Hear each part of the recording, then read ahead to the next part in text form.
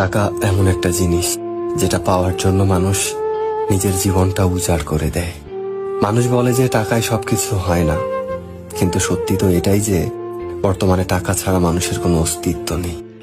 হাসপাতালের অসুস্থ মানুষটা জীবনে বাঁচা মরার সাথে লড়াই করে চলেছে, কিন্তু ডাক্তারের প্রথম কথা হলো যে আগে টাকা জমা করুন, তারপরে চিকিৎসা হবে। স্কুলে পড়লে টাকা, কলেজে শিক্ষা নিতে গেলেও টাকা, আর চাকরিতে সম্মান টাকার কাছে হার মেনে যায়। কোথাও গেলে টাকাটাই সবার আগে দরকার হয়। টাকা থাকলে মানুষ মানুষকে মানুষ ভাবে।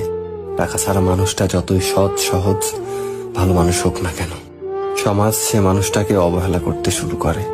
বাস্তবতা তো এটাই যে টাকা শুধু দরকারই হয় না, আজকাল মানুষের সব থেকে বেশি প্রয়োজনীয় জিনিস হয়ে উঠেছে। টাকা আছে সেই ঠিক, সেই সব থেকে সম্মানী ব্যক্তি এবং সম্মানের যোগ্য। আর যার কাছে টাকা নেই, তার সত্যিগুলোকেও খুব সহজে মিথ্যে বানিয়ে দেওয়া যায়।